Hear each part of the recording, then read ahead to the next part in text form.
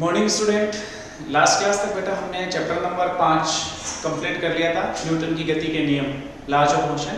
और उसमें हमने लास्ट टॉपिक भी डिस्कस कर लिया कि एक वर्ताकार बंकित रोड पर वाहन की अधिकतम गति कितनी हो सकती है, न्यूनतम कितनी हो सकती है। हमने कुछ सवाल भी डिस्कस कर लिए थे, ठीक है ना। और आज हम बात करते हैं बेटा नया chapter, chapter number 6। Chapter number आपका कौन सा स्टार्ट हो गया? 6, कार्य, ऊर्जा एवं शक्ति। इसमें 3 टॉपिक पढ़ेंगे अपन। पहले हम कार्य पढ़ेंगे, उसके बाद हम ऊर्जा की बात करेंगे और फिर लास्ट में शक्ति, ठीक है ना। इस तरह से हम 3 टॉपिक इसमें डिस्कस करेंगे। और ये तीनों जो भौतिक राशियां हैं, कार्य, ऊर्जा और शक्ति, ये तीनों अदिश राशियां होती हैं। तीनों क्या है? अदिश राशियां होती हैं, ठीक है ना। हम इसको प्रूफ भी करके देखेंगे कि अदिश क्यों है। और ये आपने 10वीं क्लास में पढ़ा हुआ चैप्टर, तो आसान होगा आपके लिए समझने में। तो सबसे पहले हम बात करें कार्य की, ठीक है ना। कार्य को कई तरह से परिभाषित किया जा सकता है। जैसे बल और विस्थापन का गुणनफल कार्य होता है, हमने ऐसा सीखा हुआ है। बल और विस्थापन का गुणनफल जो है बेटा वो कार्य होता है, ठीक है। ये आपने सुना होगा। एक्चुअल जो इसकी डेफिनेशन निकल के आती है वो ऐसे है, बल और विस्थापन का गुणनफल तो होता ही है। विस्थापन की दिशा में बल, किसी वस्तु पर आरोपित बल व विस्थापन के गुणनफल को कार्य कहते हैं, ठीक है। जैसे देखो, मैं जनरल एग्जांपल सोचता हूं पहले कि मान लो एक सतह पे एक वस्तु रखी हुई है, ब्लॉक रखा हुआ है। एक सतह है, इसके ऊपर एक ब्लॉक रखा है जिसका द्रव्यमान है m, जिसका द्रव्यमान कितना है बेटा? m। इससे मैंने इस दिशा से F बल आरोपित किया। अब सब जानते हैं, हम लॉजिकली जानते हैं कि अगर बल इस दिशा में लगा रहे तो ये ब्लॉक इधर ही जाएगा आगे की तरफ। ये जो बल है वो पूरा का पूरा बल इस ब्लॉक पे लग रहा है, पूरा का पूरा बल इस दिशा में, विस्थापन की दिशा में लग रहा है। तो ये जो बल है F और विस्थापन जो भी होगा आपका डेल्टा R, जो भी लिखना आप चाहे यहाँ पर, सपोज मैंने उसको डेल्टा R मान लिया विस्थापन को, तो इस बल F और डेल्टा R के गुणनफल को कार्य कहते हैं। जैसे मान लो कार्य अल्प हुआ तो डेल्टा W से निर्देशित करेंगे और कुल कार्य को W से निर्देशित करते हैं। तो डेल्टा W बराबर बल F इंटू डेल्टा R। इस तरह से हमारे पास ये सूत्र आ गया, बल इंटू विस्थापन का। तो परिभाषा कैसे लिखेंगे? किसी ब्लॉक पर, किसी वस्तु पर विस्थापन की दिशा में आरोपित बल, विस्थापन की दिशा में आरोपित बल व विस्थापन के गुणनफल को कार्य कहते हैं। किसी वस्तु पर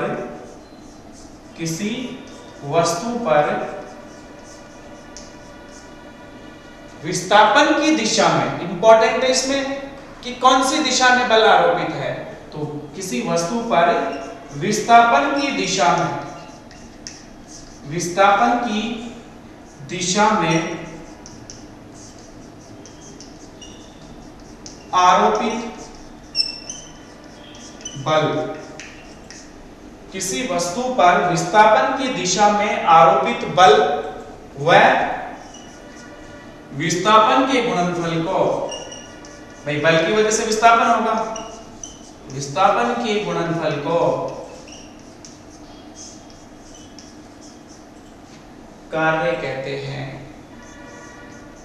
वस्तु पर कार्य, उसको क्या कहते हैं अपन? कार्य कहते हैं। किसी वस्तु पर विस्थापन की दिशा में आरोपित बल व विस्थापन के गुणनफल को कार्य कहते हैं। ये इसकी इसलिए परिभाषा, ठीक है। तो ये तो हमने जनरल केस पढ़ा परिभाषा के लिए। मान लो कि यही ब्लॉक था, मैंने बल की दिशा बदल दी, इस बार थोड़ी सी मुझे बल की दिशा बदलनी है। सपोज मैंने ऐसे बल लगाया, ये आपकी समतल सतह है जिसके ऊपर एक ब्लॉक रखा हुआ है जिसका द्रव्यमान है, ठीक है। और आपने किसी कोण से ऐसे बल लगाया, ऐसे इस दिशा से F बल आरोपित किया, ठीक है। आप सोच के देखो, जब मैं इस ब्लॉक पे ऐसे बल लगाऊंगा बेटा, तो ये जो ब्लॉक है वो इसी दिशा में जाना चाहिए। ऐसा तो नहीं है कि सतह के अंदर चला जाएगा या ऊपर भाग जाएगा, ठीक है, क्योंकि सतह आपकी हार्ड है, ठीक है ना, रफ सरफेस है, अंदर नहीं जाएगा। तो जो ब्लॉक है वो आगे की तरफ ही जाएगा, आगे की तरफ जाएगा। मान लो विस्थापन डेल्टा R है या dr, जो भी आप लिखना चाहें। मान लो यहां से यहां तक का विस्थापन आपने dr मान लिया, ठीक है। dr भी लिख लेते हैं, डेल्टा R भी लिख लेते हैं कि जब आपने बल F आरोपित किया ऐसे, तो ब्लॉक यहां से यहां पहुंच गया सपोज, तो विस्थापन कितना हुआ? dr हुआ। विस्थापन कितना हुआ बेटा? dr। तो अब मैं आपसे पूछूं, बताओ कार्य का सूत्र, तो क्या F * dr लिखेंगे या कुछ और लिखेंगे? नहीं, कुछ और लिखा जाएगा। विस्थापन की दिशा में बल नहीं है, ये जो बल है वो विस्थापन की दिशा में नहीं है। किसी कोण से हमने आरोपित किया, सपोज वो कोण थीटा था, हमने जो कोण लिया हुआ है ना वो थीटा है, थीटा कोण से हमने आरोपित किया है। जो बल है वो थीटा कोण से आरोपित किया है, तो विस्थापन की दिशा में इसका घटक लगेगा एक, कितना होगा, थीटा के साथ वाला घटक f का, f cos थीटा, बताऊंगा नहीं कैसे आएगा, आना चाहिए, आप सीख चुके पहले, बल के घटक निकालना आपको अच्छे से आता है। बल ऐसे आरोपित है तो इसके दो घटक, एक इस दिशा में और एक आपका नीचे की तरफ होगा, ठीक है ना, चतुर्थांश में हुआ। तो अब मैं आपसे पूछूं, बताओ विस्थापन की दिशा में कुल बल कितना लग रहा है, f cos थीटा, विस्थापन कितना dr, तो कार्य कितना हुआ dr, tw इक्वल्स टू बल इनटू विस्थापन f cos थीटा इनटू विस्थापन आपका हुआ बेटा dr, ऐसे ही लिखोगे, विस्थापन की दिशा में बल f cos थीटा है और विस्थापन कितना है dr, तो इन दोनों का गुणनफल इस स्थिति में कार्य होगा वस्तु पर कार्य dw equals to f cos theta into dr। थोड़ा सा इसको सरल करके लिखो तो dw बराबर f dr cos theta, f dr cos theta, बल इनटू विस्थापन into cos theta. cos theta क्या है, cos थीटा क्या है, एक गुणांक है, ये हम बोलेंगे कि अगर थीटा का मान 0 डिग्री है तो cos 0 1 हो गया, मतलब बल जो है, बल की दिशा ऐसे हो गई, ये कंडीशन आ गई पहले वाली। थीटा का मान 90 डिग्री, वो अलग अलग हम स्थितियां अभी भी देखेंगे, ठीक है। तो जो कार्य हुआ उसका सूत्र आ गया f dr cos थीटा। आपका जो बल है वो सदिश राशि है, dr जो विस्थापन है वो भी सदिश राशि है, a डॉट b बराबर ab cos थीटा पढ़ा जाता है, तो यहाँ cos थीटा आ रहा है, इसका मतलब मैं इन दोनों का सदिश गुणन अदिश गुणनफल f डॉट dr लिख सकता हूं, तो dw बराबर f vector dot dr vector, ऐसे भी लिख सकते हैं इसको समीकरण संख्या 1 दे दो, इसको समीकरण संख्या 2 दे दो, ठीक है। तो ये मान डिपेंड करेगा थीटा पर कितना है, क्लियर हुआ बेटा। अब इस हिसाब से हम कार्य को 3 भागों में बांट सकते हैं। कार्य जो है वो अदिश राशि होती है, पहला पॉइंट, कार्य अदिश राशि होती है। कारण देखो, दो सदिशों का अदिश गुणनफल हमेशा अदिश होता है, दो सदिशों का अदिश गुणनफल हमेशा अदिश होता है, तो बल और विस्थापन का अदिश गुणनफल हमें अदिश राशि प्राप्त होगी। कार्य अदिश राशि होती है, कार्य कैसी राशि है, अदिश राशि, अदिश राशि है, कार्य अदिश राशि है, स्केलर क्वांटिटी, पहला। दूसरा, कार्य का एसआई मात्रक, एसआई पद्धति में मात्रक, देखो आपने पढ़ा हुआ पहले, जूल होता है, कार्य का एसआई पद्धति में मात्रक जूल होता है, जूल साइंटिस्ट था, उसने परिभाषित किया था कार्य को, इसलिए कार्य का एसआई पद्धति में मात्रक क्या होता है बेटा, जूल होता है, ठीक है। एक जूल को अपन कैसे लिखेंगे, न्यूटन मीटर, न्यूटन को भी अपन लिख सकते हैं, जैसे जूल को अपन लिखे ना व्युत्पन्न मात्रक के रूप में, तो एक जूल बराबर, जूल को जैसे निर्देशित किया जाएगा, एक परिभाषा या सूत्र के हिसाब से न्यूटन मीटर, और न्यूटन को भी अपन व्युत्पन्न कर सकते हैं किलोग्राम मीटर प्रति सेकंड स्क्वायर, तो 1 जूल कार्य जो है वो 1, न्यूटन को आपने लिखा किलोग्राम मीटर, 1 मीटर ये रहा, मीटर स्क्वायर प्रति सेकंड स्क्वायर, इसको इस तरह से व्युत्पन्न किया जाए, कार्य को जो है वो इस तरह से व्युत्पन्न करके लिख सकते हैं व्युत्पन्न मात्रक के रूप में। ये आपका एसआई पद्धति में मात्रक साइंटिस्ट के नाम से जूल, तो 1 जूल इतने के बराबर होगा, ठीक है। या और परिभाषित करें कि मान लो 1 जूल को परिभाषित करना हो, m द्रव्यमान की वस्तु पर, किसी m द्रव्यमान की वस्तु पर 1 न्यूटन बल लगाने से विस्थापन 1 मीटर हो तो उस पे किया गया कार्य 1 जूल के बराबर होगा। अगर इन दोनों को 1 1 ले लें, इन दोनों को 1 1 ले लेते हैं, बल 1 न्यूटन विस्थापन 1 मीटर, तो किसी वस्तु पर m द्रव्यमान की वस्तु पर 1 न्यूटन बल लगाने से, विस्थापन की दिशा में बल लगाने से अगर इसमें विस्थापन 1 मीटर होता है तो किया गया कार्य, वस्तु पर किया गया कार्य 1 जूल के बराबर होगा, वस्तु पर किया गया कार्य 1 जूल के बराबर होगा। इसका सीजीएस मात्रक आर्ग होता है, कार्य का सीजीएस मात्रक, सीजीएस पद्धति में, सेंटीमीटर ग्राम सेकंड पद्धति में सीजीएस मात्रक आर्ग होता है, कार्य का सीजीएस मात्रक क्या होता है, आर्ग, ठीक है। और जूल को आर्ग में बदला जा सकता है इस सूत्र से, 1 जूल बराबर 1 किलोग्राम में ग्राम 1000, ठीक है ना, ग्राम, मीटर स्क्वायर 100 का square 100 centimetre square, 100 square centimetre square upon second में सेकंड लिखेंगे सेकंड स्क्वायर, 1 जूल बराबर 1000 गुणा 10,000, ये 10 की घात 7 हो गया, ग्राम सेंटीमीटर स्क्वायर प्रति सेकंड स्क्वायर और ग्राम सेंटीमीटर स्क्वायर प्रति सेकंड स्क्वायर को बटा बोला जाता है आरबी। तो 1 जूल कार्बन जो है वो 10⁷ आरबी के बराबर होता है। आरबी साइंटिस्ट का नाम था। आरबी क्या था? एक साइंटिस्ट का नाम था। तो हमने मात्रक लिख लिया। कार्य की बीमा लिखना चाहे तो कार्य की बीमा भी लिख सकते हैं बेटा। कार्य की जो बीमा है वो W बराबर, देखो इसकी बीमा इसके हिसाब से किलोग्राम एक ही बार है MO1, मीटर स्क्वायर लंबाई 2 बार है L2, समय अपॉन में T-2 ये कार्य की बीमा हो गई बेटा। M1 L2 T-2 आपकी पढ़ी हुई है पहले बीमा, बहुत इजी है, आपने कार्य की बीमा भी ज्ञात कर ली। ठीक है, अब हम बात करें कि कार्य जो है वो अदिश राशि है तो ये धनात्मक भी हो सकता है, ऋणात्मक भी हो सकता है और शून्य भी हो सकता है। 3 स्थितियों की बात करेंगे अपन कार्य के लिए। अपन अब 3 स्थितियों की बात करते हैं। कार्य अदिश राशि है इसलिए कार्य जो है वो धनात्मक भी हो सकता है, ऋणात्मक भी हो सकता है और शून्य भी हो सकता है। जो अदिश राशियां होती है बेटा वो तीनों हो सकते हैं। अदिश जो है वो धनात्मक, ऋणात्मक और शून्य कुछ भी हो सकता है। तो अदिश ये जो राशि है कार्य वो धनात्मक कब होगी, ऋणात्मक कब होगी और शून्य कब होगी, कुछ एग्जाम्पल द्वारा अपन समझने की कोशिश करते हैं।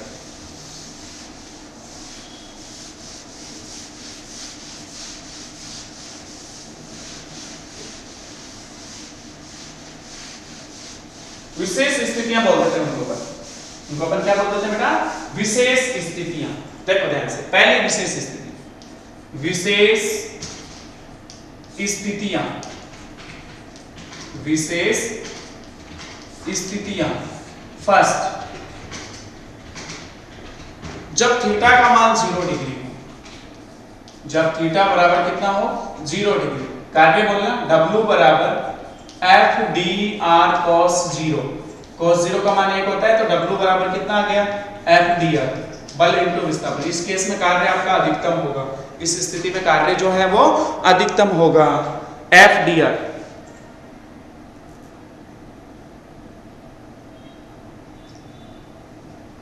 कार्य जो है वो अधिकतम होगा। एग्जाम्पल सोचो, एग्जाम्पल सोचो, कार्य धनात्मक वाला एग्जाम्पल सोचो, बल की दिशा में ही विस्थापन हो। इसका मतलब क्या हुआ? थीटा 0 डिग्री वाला जो हमने स्टार्टिंग में बनाया था, बल की दिशा में ही विस्थापन हो।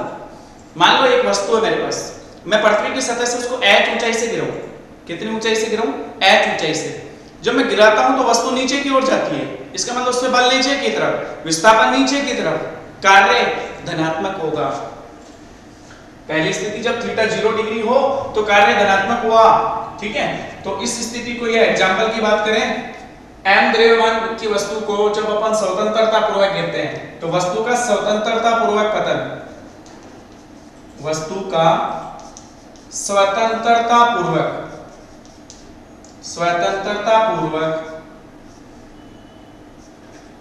गिरना, ऐसे लिख लो।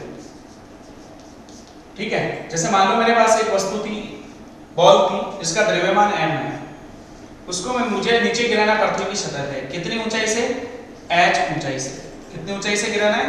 h ऊंचाई से। जैसे ही गिराऊंगा तो इसमें mg नीचे की तरफ लगेगा, इसमें जो mg है वो नीचे की तरफ लगेगा। और कितनी ऊंचाई से गिरा रहे हैं? h ऊंचाई से।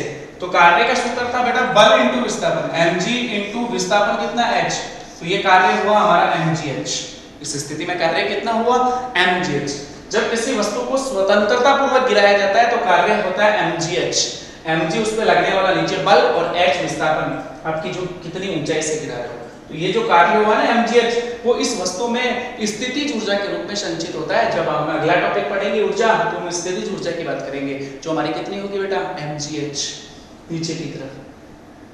ठीक है ना, इसमें कार्य जो है वो mgh होगा। पहली स्थिति कार्य धनात्मक, समझ में आ गया। सेकंड स्थिति, जब थीटा बराबर 180 डिग्री, थीटा का मान 180 डिग्री, इसका मतलब क्या हुआ बेटा कि जो बल और विस्थापन है वो एक दूसरे के विपरीत दिशा में है।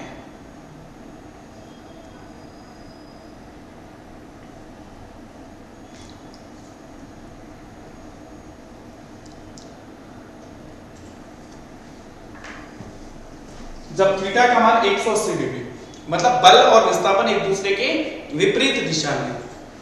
कार्य कैसा होना चाहिए? ऋणात्मक। देखो W बराबर F D R cos theta, theta की जगह 180 डिग्री रख दिया, थीटा का मान कितना रख दिया? 180।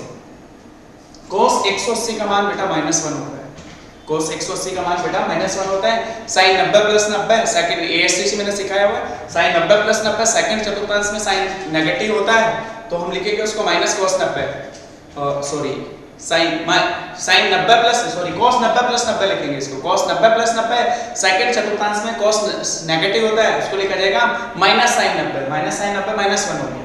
तो ये कार्य हो गया आपका W बराबर -F/dr। इस केस में कार्य ऋणात्मक हुआ। कार्य कैसा हुआ बेटा?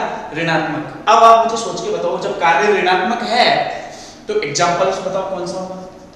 इससे जस्ट उल्टा सोचो, m द्रव्यमान की वस्तु को ऊंचाई पे फेंको, ऊपर की तरफ फेंको। m द्रव्यमान की वस्तु को ऊंचाई पे फेंकने पर सपोज मैं h ऊंचाई तक ले जाऊं उसको, कहां तक फेंका हमने उसको? h ऊंचाई तक, यहां तक लाना है। m द्रव्यमान की वस्तु की जिसको ऊपर की तरफ फेंका, ठीक है, ऊपर की तरफ फेंकेंगे ना तो विस्थापन तो आपका ऊपर की तरफ होगा उस पे, और mg नीचे की तरफ लगेगा। mg किधर लगेगा? नीचे की तरफ, और विस्थापन ऊपर की तरफ। जिधर फेंक रहे उधर ही विस्थापन, बट उसमें mg जस्ट नीचे की तरफ लग रहा है। तो कार्य कितना होना चाहिए? -mgh। कार्य कितना होना चाहिए इस स्थिति में? -mgh। बल और विस्थापन एक दूसरे के विपरीत दिशा में, बीच का कोण 180 बन गया तो उसको लिखा जाएगा mgh cos 180 -mgh, डायरेक्ट लिख सकते हैं। जब m द्रव्यमान की वस्तु को h ऊंचाई तक ऊपर की तरफ फेंका जाता है तो कार्य ऋणात्मक होता है। कार्य क्या होता है बेटा? ऋणात्मक। तीसरी विशेष स्थिति, इस स्थिति में शून्य करेंगे, थीटा का मान 90 डिग्री ले लिया, थीटा का मान कितना हो? 90 डिग्री। तो W बराबर f d r cos 90, cos 90 का मान शून्य होता है तो W कितना हो गया बेटा? 0। W का मान कितना हो गया? 0। इस स्थिति में कार्य क्या होगा? शून्य होगा। W बराबर 0 स्थिति में कार्य आपका क्या होगा? शून्य होगा। अब देखो एग्जांपल सोचो। पहला एग्जांपल तो मैंने ऐसे सोचा कि मान लो एक ब्लॉक स्थिर था, या ब्लॉक पे हमने F बल लगाया इस दिशा में जिसका द्रव्यमान m था, तो वो विस्थापित होकर यहाँ आ गया। कुछ समय के लिए यहाँ लगाया तो विस्थापन हुआ dr, वो यहाँ पहुंच गया। कार्य कितना होगा इस बल द्वारा? F/dr, बल इंटू विस्थापन। परंतु अगर मैं आपसे पूछूं, बताओ इसके mg की वजह से कार्य कितना होगा? m द्रव्यमान की वस्तु गतिशील है F बल से, परंतु mg के कारण जो कार्य होगा, आपका विस्थापन तो इसी दिशा में है, mg के कारण जो कार्य होगा बीच का कोण 90 डिग्री, वो शून्य होगा। mg के कारण जो कार्य होगा वो कितना होगा? जबकि वो गतिशील है परंतु mg नीचे की तरफ, विस्थापन इस तरफ, एक दूसरे के लंबवत होने के कारण कार्य क्या होगा? शून्य। तो mg के कारण कार्य शून्य है, और वो जनरल बात है भाई, mg के कारण थोड़ी ब्लॉक आगे जा रहा है, ब्लॉक तो इसके कारण जा रहा है, विस्थापन तो इसके कारण, mg के कारण विस्थापन थोड़ी है। mg के कारण तो अभिलंब बल ऊपर की तरफ लग रहा है जिसकी वजह से वो सतह पर रुकी हुई है। mg के कारण तो ब्लॉक जो है वो सतह पे स्थिर है बेटा। mg के कारण ब्लॉक क्या है? स्थिर है। आगे किसकी वजह से जा रहा है? ये आगे किसकी वजह से जा रहा है? आपको इस बल की वजह से, ठीक है। तो इसके कारण कार्य होगा F/dr, mg के कारण कार्य शून्य होगा। और एग्जांपल सोचो, कोई वस्तु वर्ताकार गति करती है, वर्तुल गति करती है। कौन सी गति करती है? वर्तुल गति। मान लो केंद्र O, रेडियस r, तो किसी भी स्थिति की बात करने पर यहां पे कोई कण था, इस दिशा में वेग होगा, अभिकेंद्रीय बल अंदर की तरफ Fc, वेग इस दिशा में है, अभिकेंद्रीय अंदर की तरफ Fc, v इस दिशा में। मान लो यहां पहुंच गया कण, वेग इस दिशा में है, अभिकेंद्रीय बल अंदर की तरफ Fc, यहां है वेग इस दिशा में, अभिकेंद्रीय बल अंदर की तरफ। वर्तुल गति करते हुए किसी कण की अभिकेंद्रीय बल के कारण कार्य शून्य होगा। देखो जिधर वेग होगा उधर ही विस्थापन होगा, यहाँ पे विस्थापन इधर, बल अंदर की तरफ, बीच का कोण 90 डिग्री, यहाँ पे बीच का कोण 90 डिग्री। हर स्थिति में बल के साथ विस्थापन 90 डिग्री कोण बना रहा है, कार्य शून्य होगा। तो इस स्थिति को बोला जाएगा जब एक वर्ताकार पथ पर कोई कण गति करता है तो अभिकेंद्रीय बल के कारण कार्य शून्य होगा। अभिकेंद्रीय बल के कारण कार्य शून्य होता है। जनरल हमने डिस्कस कर लिया यहाँ तक। अब देखो बेटा हम बात करते हैं परिवर्ती बल द्वारा कार्य। ये तो आपने 10th क्लास में पढ़ा हुआ है, बेसिक है। परिवर्ती बल द्वारा कार्य, बल से ही हमें कार्य ज्ञात करना है, पर बल परिवर्ती है। इन सब स्थितियों में हमने जो बल दिया था वो कांस्टेंट था। अगर हमारा बल परिवर्ती है, बदल रहा है उसका मान, उससे कार्य कितना होगा? परिवर्ती बल द्वारा कार्य। छोटा सा टॉपिक है, डिस्कस करते हैं। देखो, परिवर्ती बल द्वारा कार्य, परिवर्ती बल द्वारा कार्य। ठीक है, मान लो ये स्थिति है, एक कण यहां से चलता है, ए से और बी तक चलता है। ए की स्थिति जो है वो मैं मान लेता हूं आर ए, और बी की स्थिति मैंने मान ली आर बी। ठीक है, इस तरह से हमने दिखा रखा है ग्राफ कोई, या हम बोलते हैं स्थिति ए से बी तक किसी वस्तु पर बल लगाना है। परिवर्ती अलग अलग स्थिति में अलग अलग। मान लो मैंने किसी इंस्टेंट पे विस्थापन मान लिया डी आर ऊपर की तरफ, और उसपे जो बल आरोपित है वो एफ है, बीच का कोण थीटा है। तो इस अल्पांश के लिए कार्य कितना होगा? अल्पांश पर विस्थापित होने में जो कार्य होगा वो ज्ञात करके देखना है। ठीक है ना, अल्पांश इससे स्मॉल ए से स्मॉल बी, इसको स्मॉल ए बोल दो और इसको स्मॉल बी बोल दो। क्या मैं अलग अलग है, ये अल्पांश ये यहाँ और अल्पांश को, बहुत सारे अल्पांश लेके सबसे छोटा छोटा कार्य निकाल लूंगा और सबका जोड़ कर लूंगा, बीजगणितीय जोड़, वही मेरा कुल कार्य हो जाएगा परिवर्ती बल द्वारा। तो मैं पहले इस स्टेप की बात करूं कि केवल इस अल्पांश के लिए बात करें। अल्पांश ए बी में, या अल्पांश ए बी में विस्थापन या बल द्वारा किया गया कार्य, बल द्वारा किया गया कार्य dw बराबर f डॉट dr, dw बराबर f डॉट dr। यहाँ पे बल f है, विस्थापन dr है, बीच का कोण थीटा है, f dr cos थीटा भी लिख सकते हैं। अगर मुझे a से b में कुल कार्य निकालना है तो ऐसे बहुत सारे छोटे छोटे अल्पांश लेंगे जिन पे बल अलग अलग भी होगा, विस्थापन भी अलग अलग होगा, उन सबका क्या कर लेंगे? बीजगणितीय जोड़। तो कुल कार्य निकालना हो, बिंदु A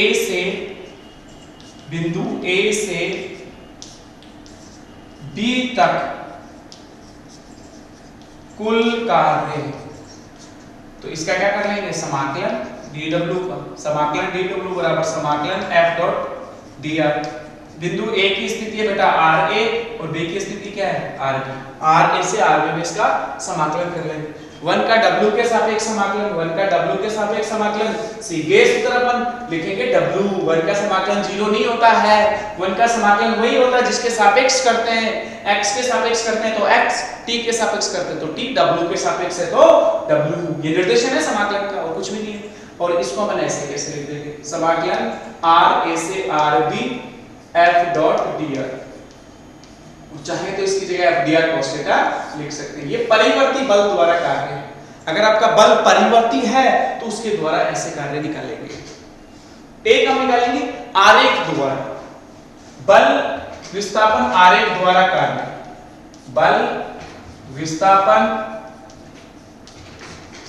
आरेख द्वारा कार्य,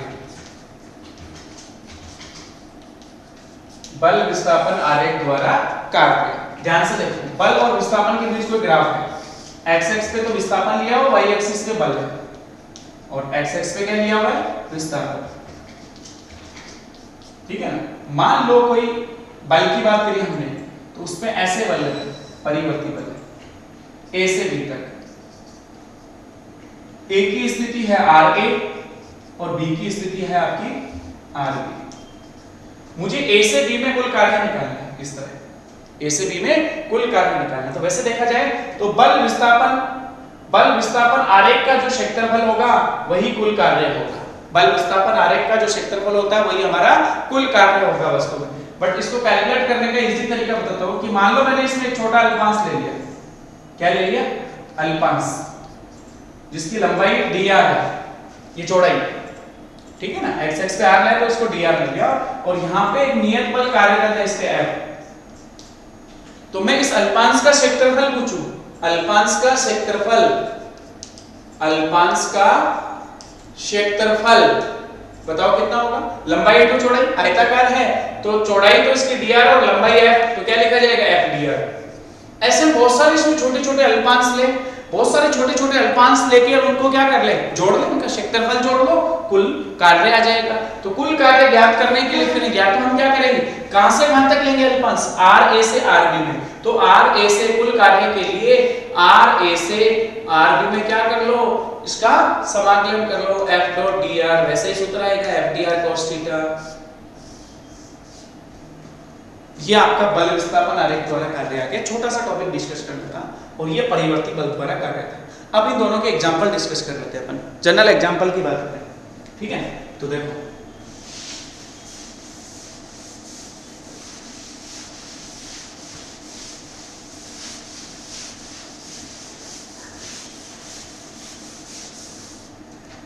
क्वेश्चन पहले छोटा सा, एक वस्तु है जिसका द्रव्यमान 2 kg है, 2 किलोग्राम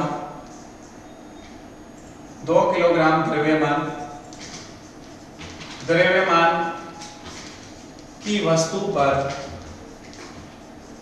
2 किलोग्राम द्रव्यमान की वस्तु पर 2x बल कार्यरत है। x आते ही परिवर्ती बल है, कौन सा बल, परिवर्ती। x बराबर 0 से x बराबर 2 मीटर विस्थापन के लिए, 0 से 2 मीटर विस्थापन के लिए कुल कार्य निकालिए। कुल कार्य ज्ञात कीजिए। क्वेश्चन है 2 किलोग्राम द्रव्यमान की वस्तु पर 2x बल कार्यरत है, x बराबर 0 से x बराबर 2 मीटर विस्थापन के लिए कुल कार्य ज्ञात कीजिए। परिवर्ती बल द्वारा कार्य हुआ, तो कुल कार्य पूछा W, समाकलन कहां से कहां तक, x बराबर 0 से 2, x बराबर 0 से x बराबर 2, बल कितना F, और एक्चुअल में x बराबर 0 से 2 मीटर का मतलब x x में विस्थापन है, F dx लिखा जाएगा, F dx cos 0, ठीक है ना। जो बल है वो विस्थापन की दिशा में ही कार्यरत है, 2x बल, वस्तु पर 2x बल कार्यरत है, x बराबर 0 से 2 मीटर, तो विस्थापन की दिशा में बल कार्यरत है, तो F dx cos 0। अब F का मान यहां रख लो 2x और आंसर निकाल लो, तो W बराबर समाकलन x बराबर 0 से x बराबर 2, 2x dx, 2 कांस्टेंट समाकलन से बाहर, x का x के सापेक्ष समाकलन कर लो, आंसर आ गया। W बराबर 2 कांस्टेंट समाकलन से बाहर, समाकलन x बराबर 0 से x बराबर 2, x dx, x की घात n का समाकलन होता है बेटा, x की घात n प्लस 1 बटा n प्लस 1, हमारे पास x की घात 1 है, तो x की घात 1 प्लस 1 बटा 1 प्लस 1, तो W बराबर सूत्र आ गया 2 x की घात 1 प्लस 1 मतलब स्क्वायर बटा 2, 0 से 2 लिमिट हो जाएगी। इस 2 से ये 2 काट सकते हैं, कांस्टेंट है, बाहर ले लो, या एक बार लिख लो पहले, ऊपरी सीमा रखो x की जगह 2, तो 2 का स्क्वायर बटा 2 माइनस निम्न सीमा रखो 0, 0 का स्क्वायर बटा 2, आंसर आया 2 इंटू 2 का स्क्वायर 4 बटा 2, कितना जाएगा ऊपर 2, 4 जूल, आंसर कितना है बेटा 4 जूल। अब देखो एक जनरल क्वेश्चन और करते हैं, चलो ये तो आपको पता चल गया परिवर्ती बल, मैंने बल जो है ना वो घटक के रूप में दे दिया, यही सेम क्वेश्चन पूछा, यही सेम क्वेश्चन है, 2 किलोग्राम द्रव्यमान की वस्तु पर 2 किलोग्राम द्रव्यमान की वस्तु पर F सदिश बराबर 4i cap minus 6j cap plus 8k cap Newton, घटक के रूप में दिया हुआ बल, परिवर्ती नहीं है, घटक के रूप में है। 2 किलोग्राम द्रव्यमान की वस्तु पर F सदिश बराबर 4i minus 6j plus 8k cap Newton बल कार्यरत है, बल कार्यरत है। x बराबर 0 से x बराबर 2 मीटर विस्थापन के लिए वस्तु पर कार्य का निकालना है, वही सेम क्वेश्चन, x बराबर 0 से x बराबर 2 मीटर विस्थापन के लिए कुल कार्य बताइए, कुल कार्य ज्ञात कीजिए, कुल कार्य ज्ञात कीजिए। देखो कुल कार्य निकाल के देखो, अब बल परिवर्तन नहीं है, घटक के रूप में है, तो क्या मुझे विस्थापन को घटक के रूप में लिखना चाहिए, फिर F डॉट dr लगा लेंगे, हमारा विस्थापन कौन सी दिशा में बेटा, एक्स एक्स में। तो मैं आपसे पूछूं, बताओ डेल्टा एक्स क्या होना चाहिए, 0 से 2, तो 2 माइनस 0 कौन सी दिशा है, एक्स एक्स, तो आई कैप से निर्देशित करेंगे, 2 आई कैप मीटर। और आपका एफ जो है वो आपका दिया हुआ है 4 आई कैप माइनस 6 जे कैप प्लस 8 के कैप मीटर। और अब आपको कार्य निकालना है, तो ये सूत्र नहीं निकालना पड़ेगा, इस सूत्र से नहीं निकालना पड़ेगा, डायरेक्ट घटक के रूप में दोनों मान दिए हुए हैं, तो डॉट प्रोडक्ट निकाल लो, अदिश गुणनफल F vector dot delta x vector. तो W बराबर एफ वेक्टर का मान है 4 आई कैप प्लस 6 जे कैप माइनस 8 के कैप डॉट डेल्टा एक्स आपके है 2 आई कैप। और अदिश गुणनफल मैंने जीरो चैप्टर में अच्छे से पढ़ा दिया, इस चैप्टर के स्टार्टिंग में दिया हुआ भी है, मैंने नहीं पढ़ाया बिकॉज जीरो चैप्टर वाले वीडियो देखो जाके पीछे। अदिश गुणनफल आई का आई के साथ डॉट प्रोडक्ट 1 होता है, जे का जे के साथ 1 होता है, के का के के साथ 1 होता है, अदरवाइज सब जीरो होता है। I dot J 0, I dot के 0, के डॉट आई 0, जे डॉट के 0, सब जीरो। तो ध्यान से देखो, जब मैं इसका इसके साथ डॉट प्रोडक्ट करूंगा तो 4 गुना 2 8 I dot I 8 I dot I, फिर प्लस का सॉरी माइनस का था तो माइनस का ही लिखो, और ये प्लस का था, ठीक है, माइनस 6 मल्टीप्लाई 2 माइनस का 12 जे डॉट आई, फिर 8 इंटू 2 16 के डॉट आई, मुझे पता जे डॉट आई 0 के डॉट आई 0, तो ये दोनों मान तो 0 होंगे, और आई डॉट आई 1, तो 8 into 1 minus 12 into 0 plus 16 into 0, answer आया 8 जूल, यही आंसर है, ठीक है बेटा। तो इस तरह से हमारा ये टॉपिक जो है ना पहला वो कार्य हमने कंप्लीट कर लिया, और भी न्यूमेरिकल्स है बुक में आप सॉल्व करना, बाकी कल पढ़ेंगे। Thank you.